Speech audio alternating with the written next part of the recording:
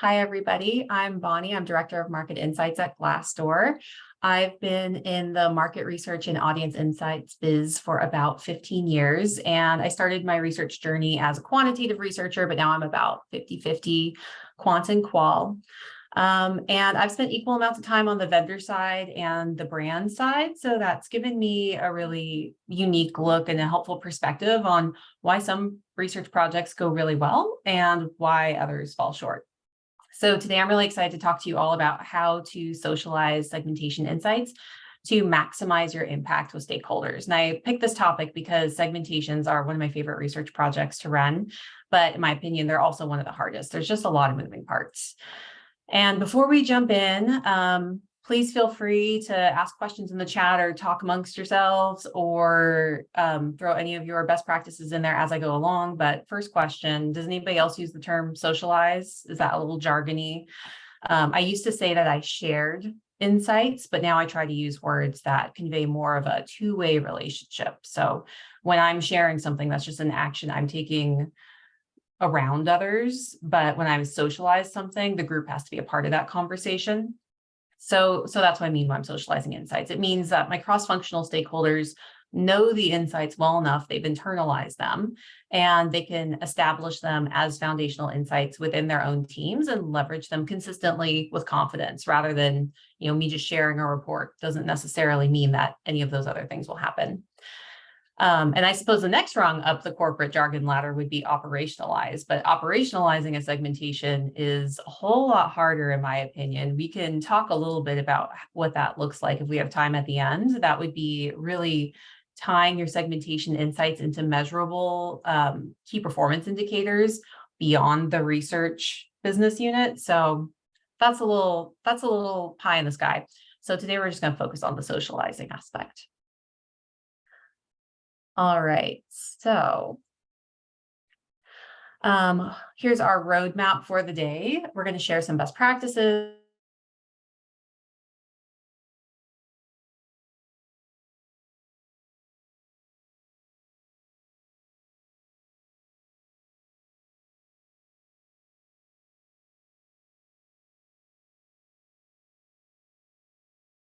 Point fingers at the exact person or people who made it go south, but has anybody experienced that in the past with the research that they've done? And maybe reflect on where you think maybe it all went wrong. I've been lucky enough to work on a dozen or so segmentation projects in my career. Most of them addressed all the key objectives and were methodologically sound, but only a few of them really made it into the corporate zeitgeist. And I've spent a lot of time reflecting on why that is. And it really comes down to consistent and tailored communication, like basically good marketing.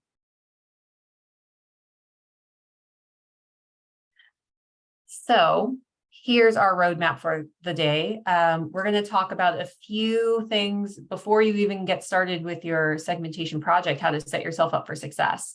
But we will be spending the bulk of our time talking about those socialization strategies. And like I said, feel free to pop your tips and tricks in as we go.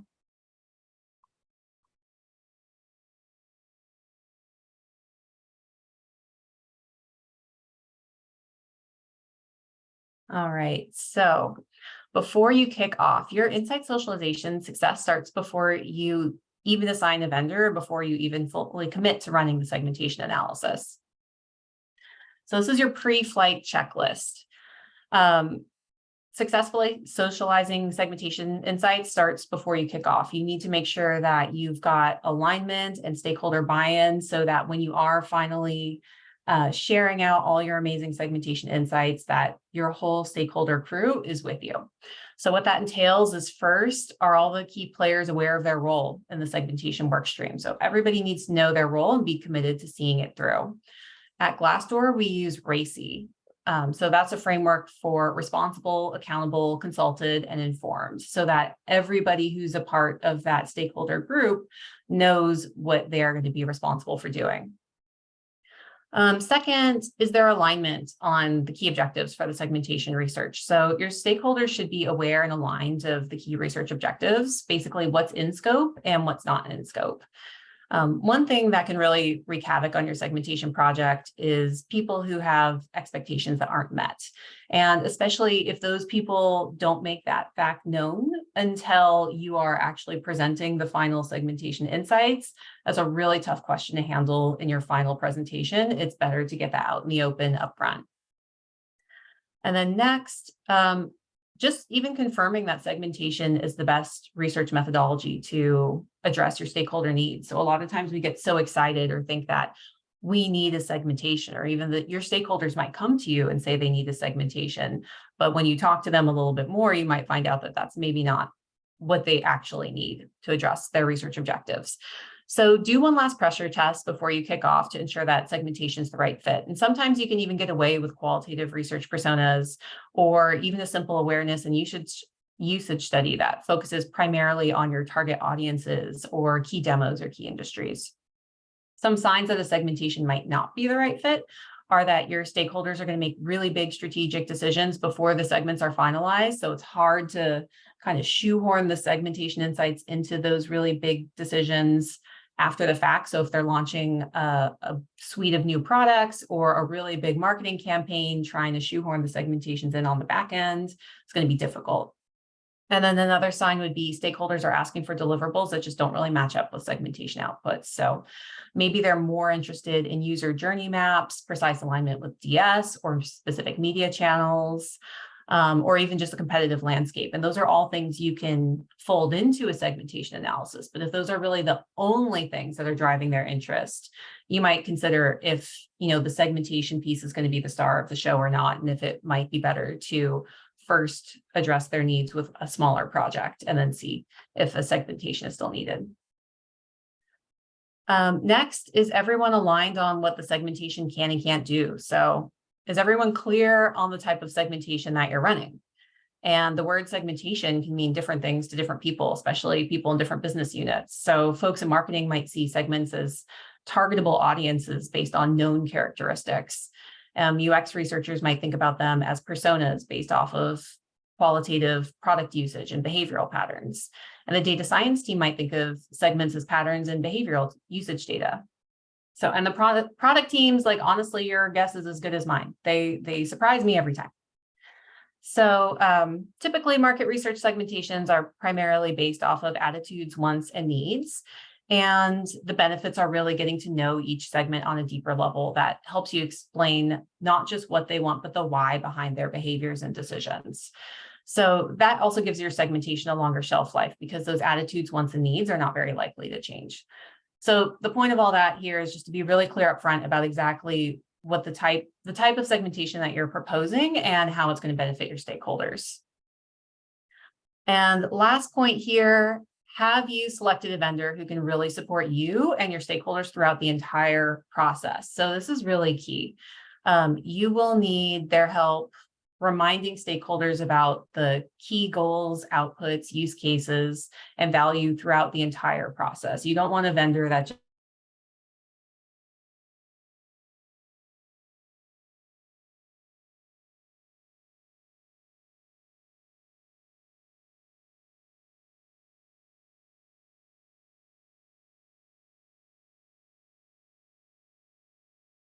say segmentation is a mix of art and science, or worse, if they say segmentation is more of an art than a science, do yourself a favor and be sure to ask them about the science part. If they can't immediately tell you that the first step is a factor analysis for data reduction, followed by a series of k-means cluster analyses, I would not trust them to run the study. And think about your position too, like if you're working with a big cross-functional group for the first time, this vendor could really make or break your reputation within your organization. So choose wisely. All right, now for some tips to keep your momentum after you kick off. So once you kick off, your motto should be stay ready so you don't have to get ready. Set realistic expectations up front and communicate them consistently throughout the segmentation work stream. So that includes things like timelines, tasks, responsibilities, decision-making processes, inputs, outputs, hypotheses, high-level overview of segmentation analysis, like what is the methodology, how does it work, and select how you're going to select the right solution, the socialization plan for the insights, and finally, the success criteria for the whole segmentation work stream. How will you know that you've made an impact? And setting up these realistic expectations up front will just help your stakeholders, help remind your stakeholders why they're doing this. And just keep in mind too, your stakeholders are really busy. They have a lot going on, especially if they're not managing this project. It's not going to be top of mind. So if they forget what they talked about 3 to 6 months ago when you kicked off the project, you're really going to be starting from scratch when you set out to socialize the segmentation insights.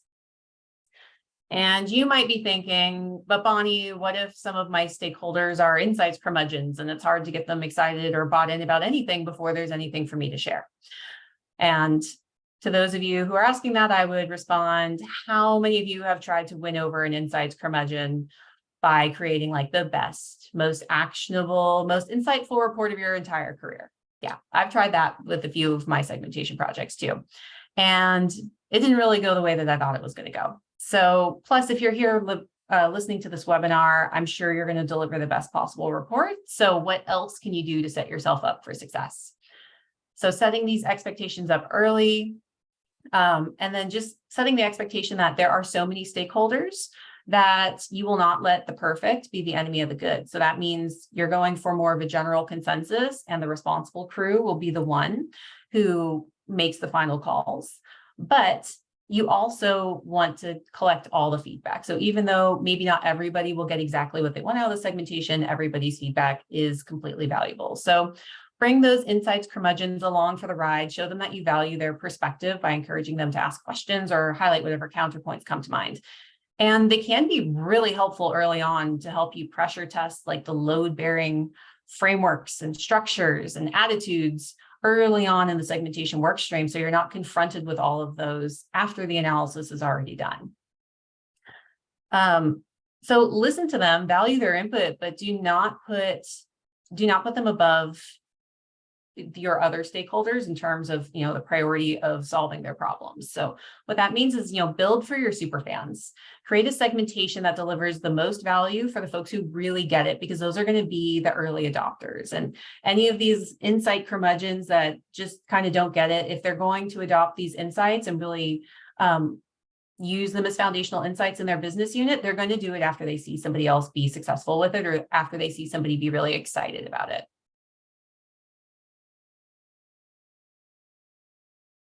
All right, next. So don't go dark.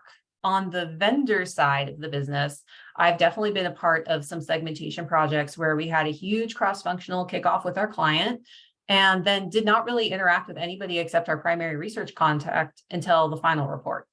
And those reports are really tough to deliver because the stakeholders barely remembered the point of the research, especially if they didn't have a lot of experience with segmentation to begin with. And then there would be a lot of questions about the methodology and the relevance and the rigor and exactly what questions we asked in the survey instead of how to leverage the insights. So key piece of advice here, don't go dark, over communicate. So think about, the RACI framework for your for people that are involved at any level. Set up a meeting cadence. So obviously those who are responsible and accountable, they need to meet up more often. Those who are consulted and informed, maybe less often, but it's still really important to have those touch points and let everybody chime in and ask questions. And then send status updates. So make sure that you send tailored status updates to key groups and feature teaser insights that highlight the benefits and outputs to come. And leverage your supporters across the org too. This is really important. So make sure you have supporters that are from a good mix of business organizations and seniority so that your supporters are well distributed throughout the org and you're not totally dependent on a small group. So if you're really dependent on more junior analysts or you're really dependent on senior leadership, it's hard to make sure that you're actually going to get coverage into like some of those middle areas. And leverage them to build interest and enthusiasm for the segmentation insights, even when you're not in the room. So have them be the most aware of what's going on, the most bought in on the segmentation project. Be sure to always be sending them the latest teaser insights and big aha moments, as you're fielding or just getting out of field, so that they can use that even when you're not in the room to keep that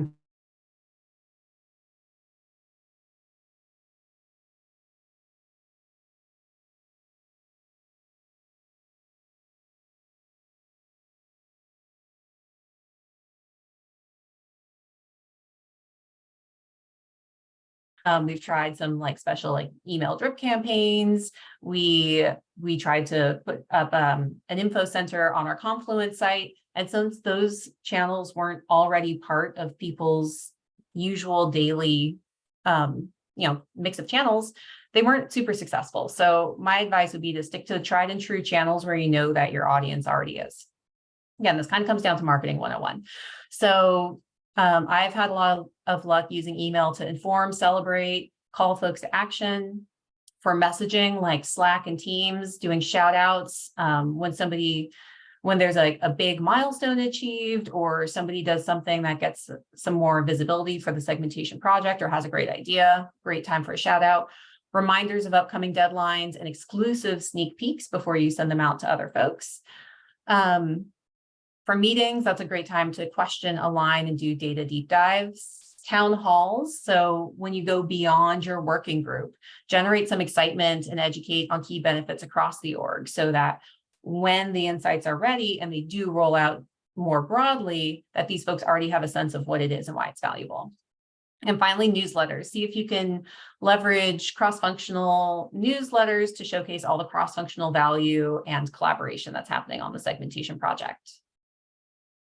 And one thing that works really well too is make sure that you are really celebrating the people who are supporting you cross-functionally.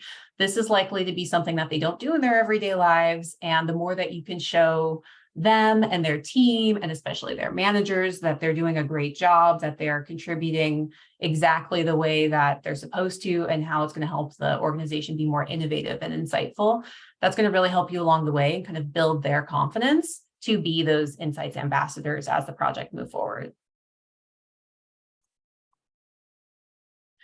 All right, so we finally made it to the promised topic.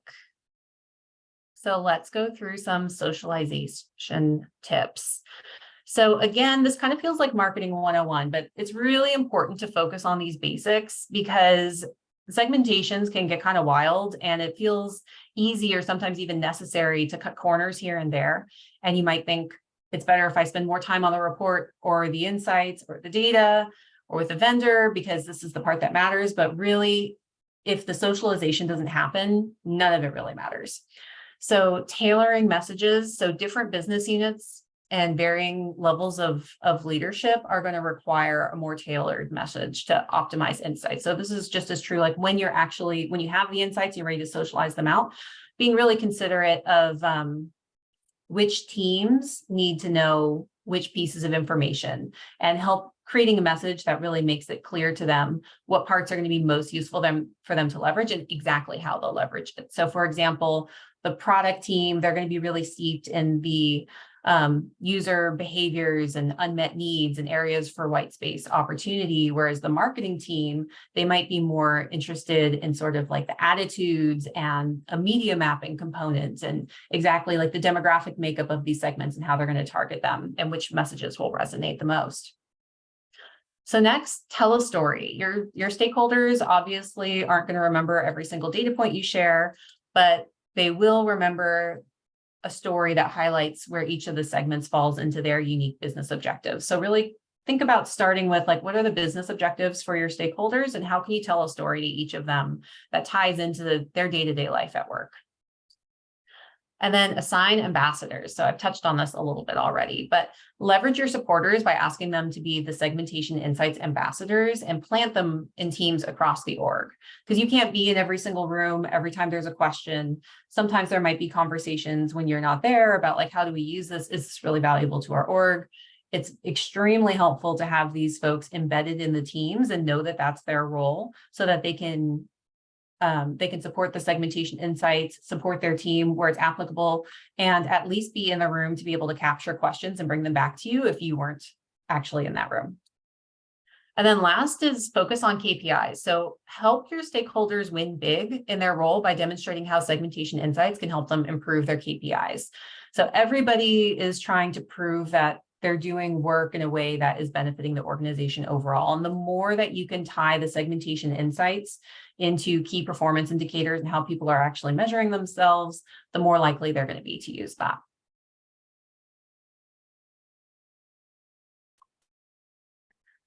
All right. And next, these are some tools for socializing that I've found to be really helpful. It's not an exhaustive list, but these are some of the ones I've had the most success with. So obviously having a great report with amazing segment profiles that bring the segments to life is essential. So we're going to go through some other socialization tools beyond that helps generate more interest, enthusiasm, and immersion in the insights. So one thing I've had a lot of success with is a playbook. So this can be a physical book, or it can be a Word doc or Google Doc, whatever you use. And it basically just breaks down all the different types of insights that are in the segmentation analysis and exactly where they can be used in the product development lifecycle and in the marketing lifecycle. And even if you can go as far to tie it to a lifetime value study for the segments, that kind of applies to your business, and other KPIs, like that's great. And the goal there is going to be to show like how the segments fit into their day-to-day life. Next is immersion workshops. I think this is probably the thing that has, every time I've done a really successful segmentation that really did make it into the corporate zeitgeist and got used in strategy documents, there were a series of workshops around it. So I think this one's crucial. And these are workshops customized to teams or business units to help them practice activating segmentation insights. Next is swag. I feel like I can't do a segmentation without having some kind of swag. It's kind of a given. So, have fun with it. These are like fun branded insight souvenirs.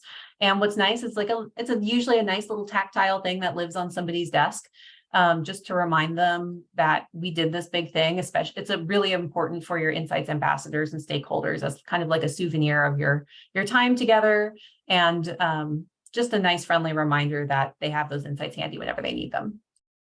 An interactive website has also been really helpful. So a website where stakeholders can discover their own segment and learn more about them.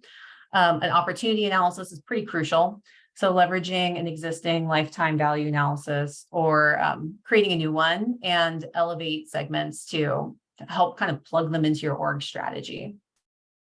And the last one is not really a tool, but I needed 6 things to make this slide template work. So it's really just consistency. Once the segments are final, they should be part of all the relevant insights moving forward. And that's really on the research team. So whether or not people ask for it or not, every time they come to you for a brand tracker or a concept test or a message test or what have you, the segmentation typing tool should be part of it. And we should always be reporting out on the segments so that we're, number one, accountable for making sure that the segmentation insights continue forward.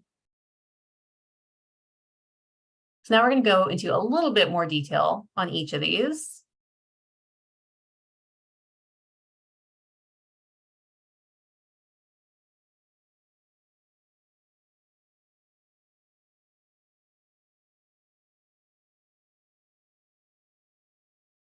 Playbook highlights the key insights, reiterates how the segmentation insights will level up into other work streams, and describes when and how segmentation insights can be applied. So it gives some examples of segmentation insights and how they can be incorporated into future research as well, and explains how to measure and track segmentation performance on KPIs. So this is basically the how-to manual of how to leverage the segmentations best. And usually people will just kind of Slack me and ask me these questions directly, which is fine, but it's nice to have these set aside, especially so teams can leverage them when they're starting new projects. But I've actually found that this is more of an onboarding tool for new members or people who are joining new work streams more than anything else, which is great because it's a nice little refresher when you're starting a new job or a new project, exactly how you can leverage the segmentation insights. And next, the immersion workshop. So again, this is probably, if you do nothing else, I'd recommend doing insights immersion workshops for your segmentation. It's a lot of work. I would recommend setting up different immersion workshops for each of your business units, or at least work streams, depending on how your organization achieves its goals. Oh shoot, I hope I'm not freezing again. Okay, hopefully I'm back. Sorry if my internet's been a little choppy, everybody. All right, so it's really important to have these workshops set up for different work streams or different business units, depending on how your organization kind of organizes itself. But overall, there are 3 parts. So there's empathize. That's where you share the overview of the full segmentation with the team and really focus on how each segment interacts with the marketplace as well as the organization's specific brand. And so this is where you can break up into have them break up into teams. Everybody can take a segment and really think about, how the segment achieves different jobs to be done in the marketplace, depending on their attitudes, wants, and needs. The next phase is exploration. So breaking teams out for activities that help them really internalize the segmentation insights in the context of their roles and business objectives and lean into the opportunity analysis. So figuring out, what role can each of these segments play based on their size, their spend, their interest and engagement in the category, and really identifying what are the key jobs to be done for each segment here and what are the unmet needs.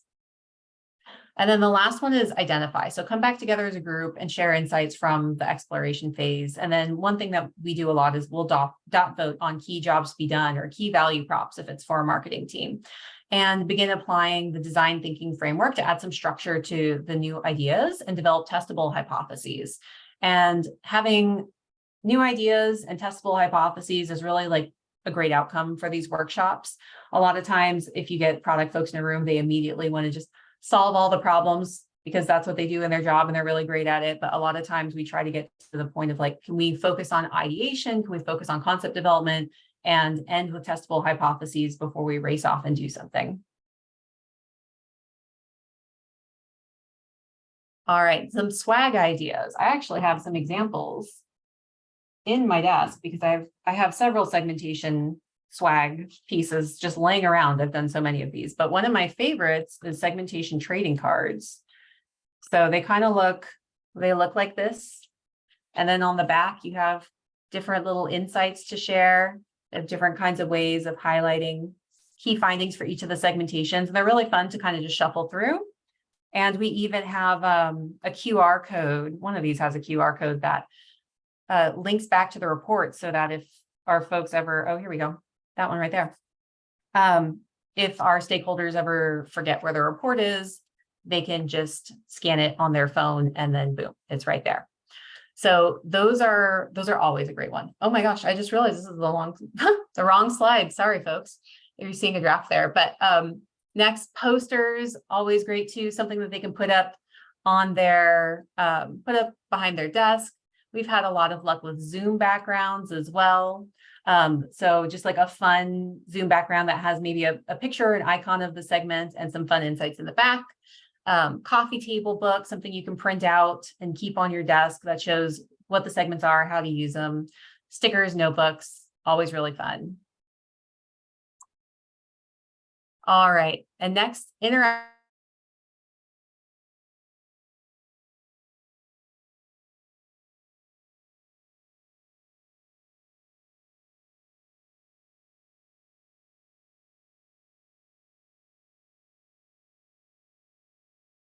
Style quiz so that they can see their segment and learn about it. One thing I would recommend here based on my own experience is the last segmentation we did. We got really excited about some of the clearly more valuable segments, and we gave them really fun names. And then there were some segments that were just not as engaged in the marketplace, and we gave them kind of not lame names, but not very exciting names. So it was clear there were more desirable segments that if you landed in, you were cool. And if you landed in some of these other ones, you were not cool. And so then when people took the segmentation typing tool on the interactive website, they were a little sad. They're like, oh, I got this segment. I guess I'm not very good at being engaged in the category that I work in. So pro tip, make sure you give all your segments really fun names. For me, I prefer not to use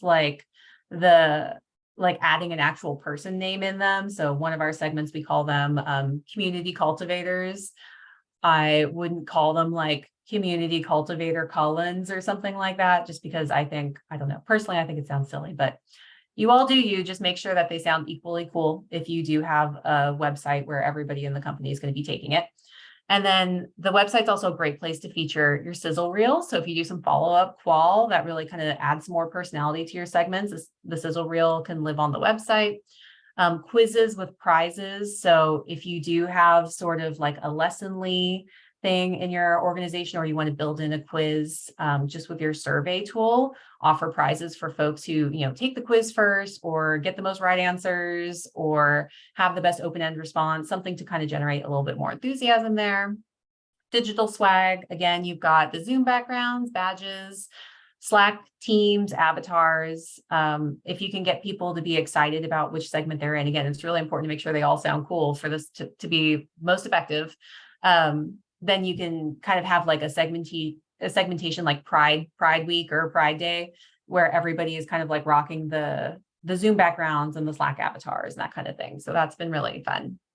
And then finally, really important to have a team directory and links to essential docs. So list out your research crew, contact information for the vendor, make sure your research crew includes your cross-functional insights ambassadors, and make sure to link to all the essential docs so that everybody knows where they can find everything. All right, and then the opportunity analysis. So this is really crucial. This was, I think most or all of the segmentations I've done have had an opportunity analysis, but the last one we did really helped us get the segmentation insights built into our strategy for the whole organization. And like just seeing the segmentation insights in the strategy doc and how other teams are going to be accountable for incorporating those insights, like made me want to like cry tears of joy. It was one of the proudest moments of my life. So this is really a crucial part to making the segmentation insights live on. So what the opportunity analysis does is it prioritizes segments, leveraging measurements that really matter to the org. So some obvious ones are going to be like receptivity. So brand awareness, usage, mission alignment, brand of choice. How are those segments interacting with your brand and your products?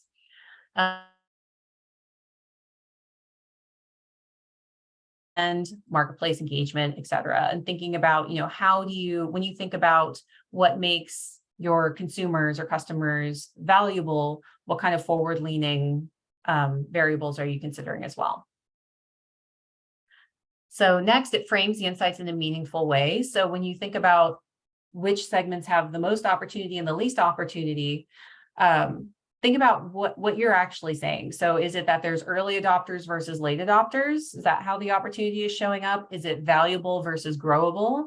Is it preferences by genre if you're in entertainment? So just kind of think about, a helpful way to frame it to make it really easily palatable to your target audience. And then the last point is just continuously measure segments against KPIs. So what that looks like is have your segmentation typing tool in concept tests, your CSATs, your brand trackers, what have you, any other like your NPS surveys, all of that, so that you're constantly able to show where you're seeing more or less value from the segments overall, like where you're seeing more engagement. If you have a goal, for example, that segment 3, you want to grow that segment because you're investing in a new type of product, then like on your website survey, on your CSAT, on your brand tracker, see if you're changing the perception among that segment specifically. All right, and the last point here is just consistency. So once complete, the segmentation should always play a role in all new research where applicable. Ask stakeholders to consider the role of segments in their future research objectives. So now when, if somebody comes to me with a research objective and it's, for our consumers, then I'm going to look at our segment and say like, okay, like, how are you thinking about each of the segments in this? Like, do you have hypotheses based on segments? Is there a target segment for this product? Is there a target segment for this marketing communication?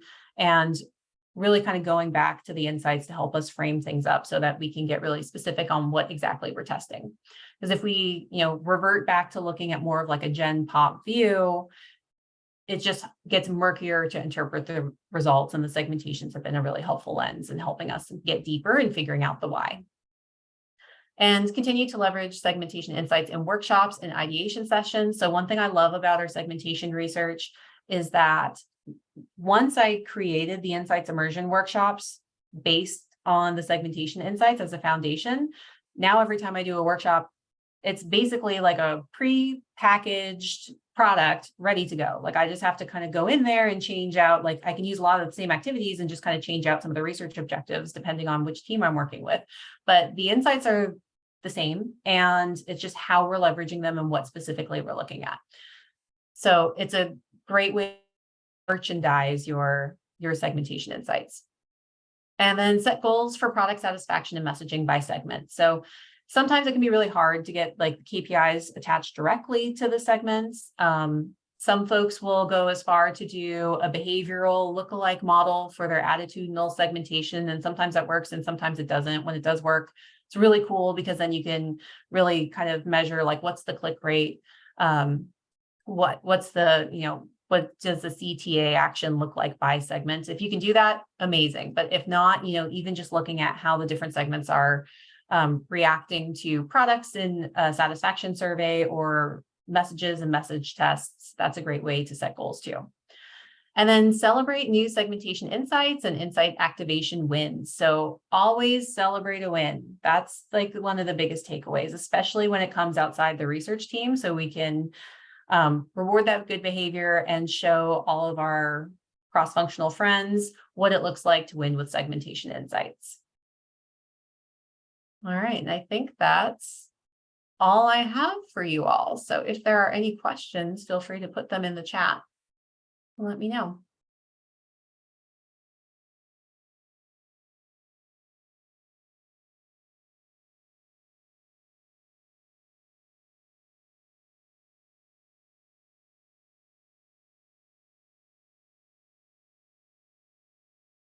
All right, otherwise, Amber, anything on your end?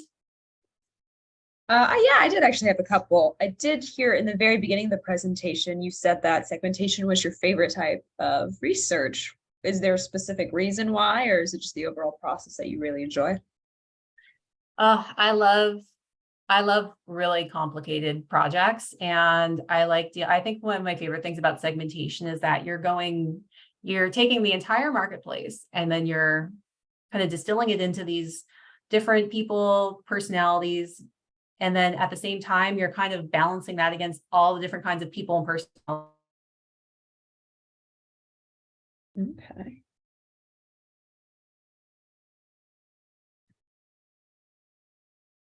Okay, Bonnie, it looks like your audio is cutting out for a moment. Betsy, I've experienced that in a few positions. Luckily,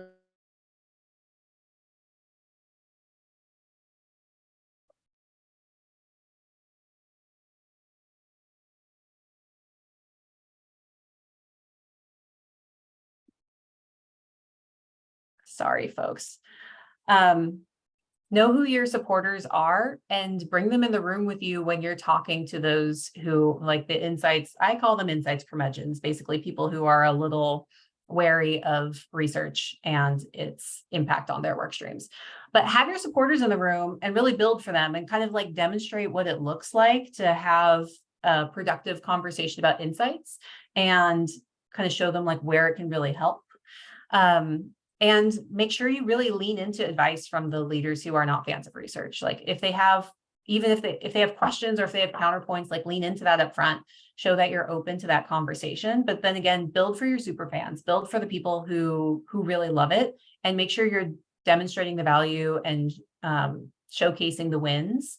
And that's, I think, your best hope for having them come around. If you have any really specific questions, please feel free to find me on LinkedIn. Because yeah, that's something I've dealt with a lot. Great And question. Bonnie, you mentioned before picking out ambassadors to really keep momentum going in the units. How do you determine those ambassadors? Oh, that's a good question. For me, I'm a really social person. So I have, friends and preferred partners all over the org. And those are folks who, they'll come to me for questions. And I know that's somebody that I can problem solve with. And someone who asks great questions and cares deeply about the mission of the company and cares deeply about supporting their coworkers and their business units. So when I find those people, I'm always, trying to think of like, how can I how can I pull them into these work streams where I need a strong cross-functional partner? So it's sort of like having your list of super fans and supporters. And when I don't have someone top of mind in maybe a new business unit that I'm working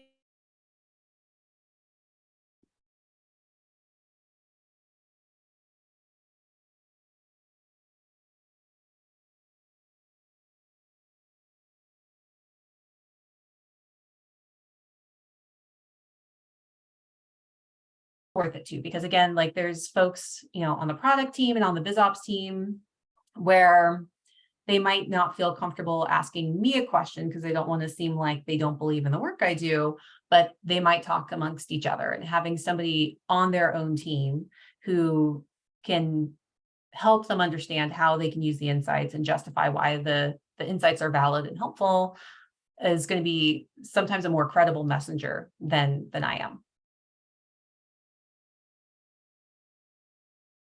Good.